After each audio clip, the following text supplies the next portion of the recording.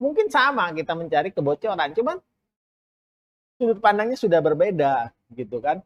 Nah, apakah lantas yang tadi, yang sudut pandangnya lebih sempit tadi, terus jadi salah ketika mengkritik, ya kan? Apakah karena pimpinan lebih memiliki helikopter view yang lebih luas, terus pasti benar gitu kan? Memang lebih lebih luas pandangannya, tapi kan tidak mungkin menjangkau hal-hal yang detail. Sementara yang tadi, yang tidak memiliki pandangan mungkin lebih detail. Nah, ini yang harusnya ketemu.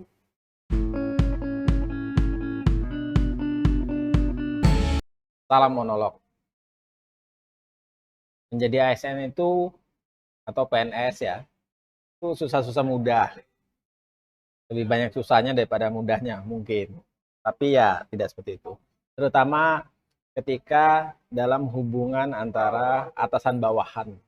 Atasan bawahan. Jadi kita tidak terhindarkan dalam hubungan kerja di kantor, di birokrasi itu. Ada konflik, ada ketidakpuasan, baik dari atasan maupun dari bawahannya. Yang ya apa ya, perbedaan itu lebih banyak disebabkan oleh perbedaan sudut pandang sebenarnya. Nah, sebagai PNS, apakah kita boleh mengkritik atasan kita gitu? Apakah kita boleh mengkritik kebijakan yang dibuat oleh pimpinan kita? Saya pribadi selaku PNS, dari awal kerja itu sudah cukup kritis. Kata orang-orang gitu ya. Kata-kata orang-orang, saya cukup kritis. Jadi dari awal saya masuk kerja PNS golongan 2 itu saya sudah berani mengkritisi kepala kantor saya yang levelnya mungkin uh, 2 tingkat di atas saya. Mengapa saya melakukan itu? Karena saya melihat ada ketidaksesuaian. Jadi kritik saya itu lebih kepada saya melihat bagaimana seharusnya orang bekerja, orang mengelola organisasi dengan kenyataan yang ada. Jadi ya mungkin kalau dibilang idealis ya mungkin juga. Atau mungkin terlalu teoritis. Misalnya saya terlalu banyak baca-baca buku mengenai manajemen, mengenai organisasi gitu kan. Tapi ketika menghadapi kenyataan di kantor, di birokrasi, seperti itu, ya mau tidak mau saya mengeluarkan mengeluarkan pendapat saya, mengeluarkan pandangan saya. Apakah itu salah? Ya tergantung sudut pandang. Kalau teman-teman di saya di ASN 17 plus bilang bahwa kalau kritik itu kita harus lihat kapasitas kita. Gitu. Kamu di level mana untuk mengkritisi pejabat yang di level tinggi, katakanlah eselon 1 atau menteri, gitu ya. Kita harus tahu diri, gitu kan. Kapasitas seperti apa. Atau harus disampaikan berjenjang. Kalau kita di posisi pelaksana, kita harus menyampaikan kritiknya ke eselon 4, eselon 4, eselon 3, eselon 2. Saya pribadi sih kurang setuju ya, kurang sepakat kalau misalnya untuk kritik pun kita harus berjenjang. Apalagi ketika kita mendapat kesempatan menyampaikan itu di dalam sebuah forum terbuka. Artinya ketika di forum terbuka, semuanya egaliter, semua memiliki hak untuk menyampaikan pendapat, untuk menyampaikan kritiknya. Itu yang itu yang mungkin perlu dipahami. Nah, kritik seringkali menimbulkan konflik karena manusiawi bahwa orang tidak suka dikritik.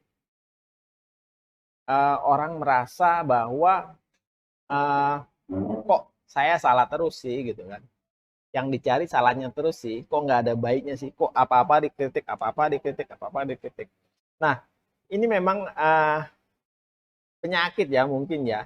Dan sekarang juga kita lihat di media sosial itu banyak sekali berseliweran kritik-kritik gitu kan. Baik kepada pemerintah maupun kepada perorangan itu banyak sekali. Dan seringkali diminta kamu kritik tapi tidak memberikan solusi. Nah, itu yang disampaikan teman-teman di ASN 17 plus itu Apa iya kalau kritik harus ada solusi gitu kan? Harus ada tawaran alternatif solusi. Ya, terkadang ya kita seperti disampaikan di situ bahwa kritik itu peduli kita. Seperti saya sampaikan tadi bahwa saya lebih melihat perspektifnya itu organisasi. Bagaimana seharusnya organisasi dikelola, bagaimana seharusnya uh, leadership itu dilakukan. Itu yang menimbulkan itu. Nah, bagaimana kita menanggapi seperti itu? Toh kita tidak tahu bagaimana perjalanan mereka, bapak-bapak, ibu-ibu, pimpinan kita itu sampai ke posisi itu. Atau kita tidak pernah tahu sudut pandang mereka. Dari atas kita melihat atau dari bawah. Katakanlah misalnya gini, ketika rumah kita atapnya bocor, ada yang naik ke atas atap melihat kebocoran, titik kebocorannya. Kita juga melihat dari bawah titik kebocoran. Mungkin sama kita mencari kebocoran, cuman sudut pandangnya sudah berbeda, gitu kan. Nah, apakah lantas yang tadi, yang sudut pandangnya lebih sempit tadi, terus jadi salah ketika mengkritik, ya kan? Apakah karena pimpinan lebih memiliki helikopter view yang lebih luas, terus pasti benar gitu kan? Memang lebih lebih luas pandangannya, tapi kan tidak mungkin menjangkau hal-hal yang detail. Sementara yang tadi, yang tidak memiliki pandangan mungkin lebih detail. Nah, ini yang harusnya ketemu. Dua sudut pandang itu ketemu. Memang tidak akan persis sama. Kalau kita berdiri di satu titik, dua orang berdiri di satu titik, melihat ke satu tempat, itu pasti akan berbeda. Sehingga dalam satu buku yang saya baca, orang itu tidak akan bisa memiliki sudut pandang yang sama kecuali dia menjadi orang tersebut. Katakanlah si A, untuk memiliki sudut pandang si B, dia harus menjadi orang itu gitu kan. Nah, ini yang kadang-kadang juga kontraproduktif ketika ketika kita menyampaikan kritik, solusinya adalah ya udah nanti kalau kamu di posisi saya, silakan kamu lakukan itu. Itu kan end of discussion ya. Jadi sudah selesai gitu diskusinya. Itu yang sebenarnya tidak diharapkan. Nah, sebenarnya bagaimana sih? Apakah memang sebegitu tabunya gitu kan? Sebegitu istilahnya, sebegitu tipis kupingnya kah gitu? Seorang pimpinan di birokrat itu, di ASN itu menerima kritik dari bawahannya gitu. Apakah tidak bisa dipertemukan yang helikopter view tadi dengan yang sifatnya sempit tadi, sudut pandang sempit? Ini kan akan indah ketika dua sudut pandang itu bisa gapnya itu dipersempit. Tapi kenyataan seperti itu. Nah, permasalahannya sekarang itu kan banyak milenial yang cara komunikasinya berbeda. Mereka cara mengungkapkannya berbeda. Dan Gen X yang kebanyakan sekarang berada di pucuk pimpinan, itu juga berbeda caranya. Nah, bagaimana? Apakah salah milenial kita menyampaikan pendapatnya ketika kita kata, kamu tahu apa? Kapasitas kamu belum nyampe. Kan tidak seperti itu.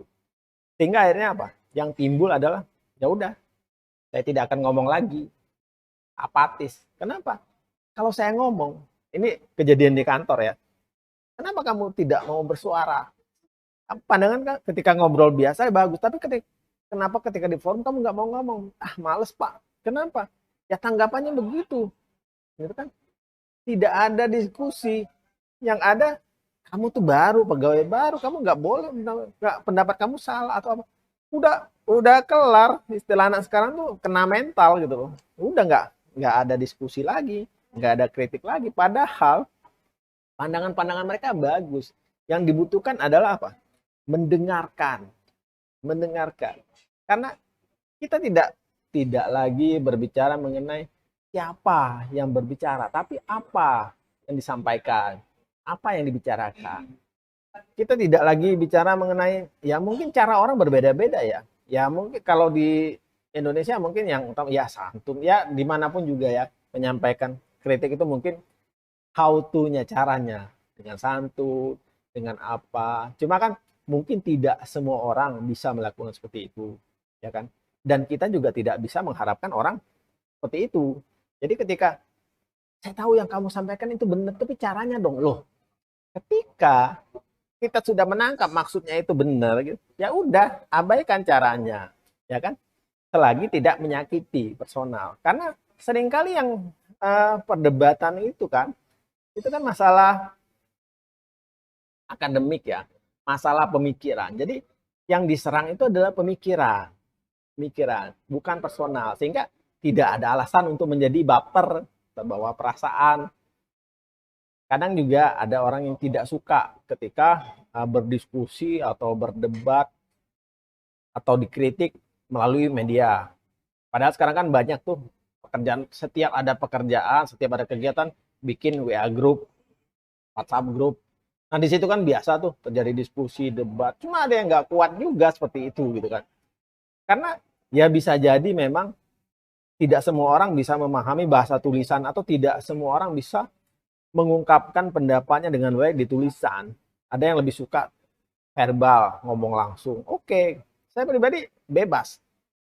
Saya bisa berdiskusi melalui WA group. Saya bisa berdiskusi melalui langsung gitu kan. Ketika ada yang saya nggak suka di diskusi di WA karena bahasanya bisa diartikan beda, bersayap segala macam. Oke, langsung ketika langsung pun ya tidak jalan ya. Ya memang ya susah gitu. Ketika kita masih tidak bisa memisahkan antara pribadi dengan pemikiran. Hanya peduli form over substance. Sorry, karena saya bicara substance over form. Jadi substansi itu lebih penting daripada bentuknya. Sehingga ketika kita mengkritik ya kita tidak udahlah, kita tangkap aja lah maknanya gitu kan, bahwa yang disampaikan itu baik, yang disampaikan itu adalah kepedulian gitu kan. Kalau bisa diakomodir ya akomodir, kalau enggak ya tidak ada yang namanya personal efek lah gitu. Harusnya seperti itu. Cuma ya memang mengubah itu memang tergantung karakter. Orang itu emang butuh banyak pengalaman ya. Ya tidak kita tidak mengatakan bahwa orang yang berada di posisi puncak itu dia sudah mengalami banyak hal gitu kan. Kalau misalnya kalau di cerita-cerita silat itu mereka itu udah ketemu lawan macam-macam, udah mengalami ini itu. Mungkin ada yang seperti itu. Sehingga bisa menjadi lebih egaliter, tapi juga tidak gitu kan. Atau mungkin kita bisa berasumsi bahwa orang yang sudah lama hidup di luar negeri, sekolah di luar negeri akan menjadi lebih egaliter, tidak juga yang terlalu mempermasalahkan hal-hal yang sifatnya formalitas segala, tapi juga ternyata ada juga yang seperti itu gitu. Sehingga kalau menurut saya ya agak susah berkembang ketika di dalam organisasi orang-orang yang kritis seperti itu tidak diakomodir. Seperti anak-anak muda, ketika mereka tidak mau bicara lagi, kalau menurut saya itu merupakan suatu kemunduran, suatu tanda bahaya, alarm. Oke, mereka tidak bicara, mereka masa bodoh, tidak peduli organisasi ini mau dibawa kemana.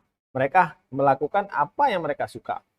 Mereka tidak peduli organisasi ini mau gimana, mereka hanya menunggu giliran. Oke, nanti giliran saya akan saya lakukan hal yang sama atau hal yang berbeda. Itu yang membuat organisasi sakit, orang-orang banyak menjadi apatis. Karena kanal-kanal untuk menyampaikan kritis itu terhambat. Tidak semua orang bisa menuliskan kritiknya dalam bentuk tulisan, artikel atau apa. Tidak semua orang bisa berbicara dengan santun. Indonesia ini terdiri dari banyak suku bangsa yang masing-masing memiliki karakter yang berbeda. Pemilihan suku kata yang berbeda, narasi yang berbeda. Halus di satu daerah belum tentu halus di daerah lain. Itu yang juga harus dipahami oleh para pimpinan. Ketika kritik itu dianggap menyerang personal, itu sudah tidak ada lagi diskusi. Kritiknya sudah tidak sehat lagi. Dan jangan pula mengharapkan setiap kritik itu pasti ada solusi. Belum tentu gitu kan. Bisa jadi kritik itu justru membuka insight kita bahwa ada masalah di sini. Dan kita yang quote-unquote sebagai pembuat masalahnya harus mencari solusinya sendiri gitu loh. Tapi dengan dibantu bahwa di sini ada masalah loh gitu kan. Di titik ini ada kelemahan, di sini ada risiko yang harus dimitigasi. Orang harus legowo, menerima tanpa harus memaksa bahwa kamu nggak boleh kritik kalau nggak ada solusi. Nggak gitu juga. Bagus kalau misalnya kita kritik ada solusi. Tapi juga tidak harus lah, gitu kan? Tidak harus. At least orang bisa melihat dari sudut pandang yang berbeda bahwa ini ada masalah, gitu kan? Ketika ada kemacetan, gitu kan? Ya mungkin yang di depan bisa ngelihat, yang belakang, tapi yang helikopter view juga butuh waktu mengecek gitu kan. Oh, di sudut sana ada kemacetan. Tapi detailnya kenapa mobil itu mogok, kenapa jadi macet itu tidak tahu. Nah, untuk organisasi yang lebih sehat, biarkan saja. Orang-orang kritis itu justru harus hidup, jangan dipinggirkan, jangan diabaikan. Karena mereka itu orang-orang yang peduli dengan organisasi. Mereka-mereka itu justru yang bisa melihat sebagai counterpart. Ketika kita hanya melihat, dia pokoknya selalu berbeda. Enggak. Kita harus berpikir, dia berbeda mungkin bukan dia yang berbeda, tapi karena kita aja yang selalu sama gitu kan. Ada ungkapan yang menarik dari mantan Presiden Amerika, Truman.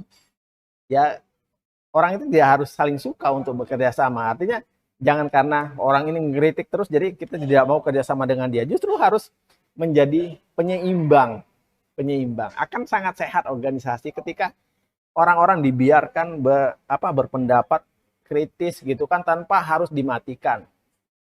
Tanpa harus dibunuh kreativitasnya, kekritisannya. Karena orang-orang yang apatis itu tidak akan menghasilkan apa-apa, tidak ada suatu terobosan-terobosan, tidak ada suatu dobrakan-dobrakan, tidak akan ada inovasi-inovasi. Berjalan datar aja, tidak akan maju organisasinya. Ketika manusia-manusianya menjadi apatis hanya karena tidak memiliki kanal untuk menyampaikan kritiknya dengan baik. Terima kasih. Mohon maaf jika ada kata-kata saya yang benar, karena kebenaran seringkali lebih menyakitkan. Salam monolog.